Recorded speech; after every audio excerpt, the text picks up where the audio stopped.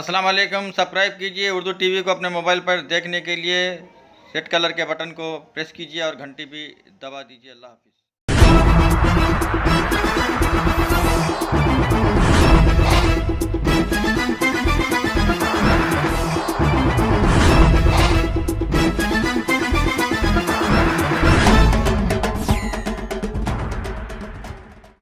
अस्सलाम वालेकुम रहमतुल्लाहि वबरकातुहू। नाज़रीन, आप देख रहे हैं उर्दू टीवी न्यूज़ चैनल में हूं आपके सामने रफ़ीक नूरी, सीनियर जर्नलिस्ट। आइए देखते हैं आज के खबरों की तफसीलात।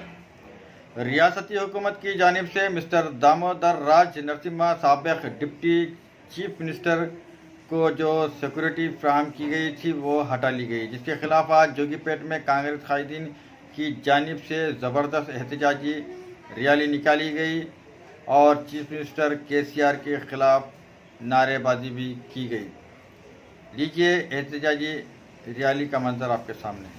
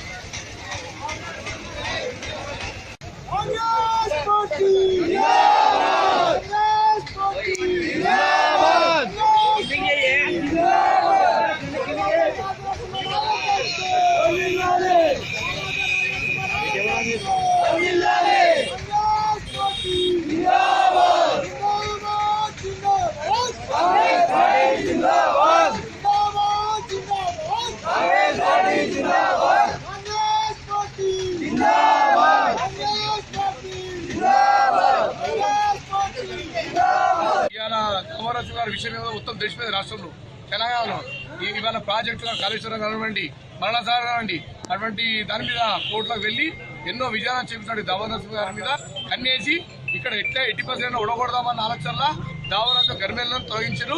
కానీ గర్మేలను తొలగించడం మాత్రం ఏమీ కాదు. ఇక్కడ ఉన్నటువంటి ఆందోళన నియోజకవర్గంలో చాలా సైన్యం ఉన్నది దామోదర్ నరసింహ గారికి. మా గర్మేలను ఎప్పుడు కూడా దామోదర్ గారికి అవసరం లేదు. మా కాంగ్రెస్ పార్టీ సైన్యం చాలా పెద్ద సైన్యం ఉన్నది. ఈ విషయం తెలుసుకోవాలి. ఇక్కడ ఉన్న ఎమ్మెల్యే కూడా సిగ్గుచేటు. ఇది ఎమ్మెల్యే ద్వారా తెలిసిందా, టీఆర్ఎస్ ప్రభుత్వం KCR గారు చేసిందా గర్మేల గురించి? ఇది చాలా బుద్ధి వస్తుంది, ముందు బుద్ధి వస్తుంది వాళ్ళకి.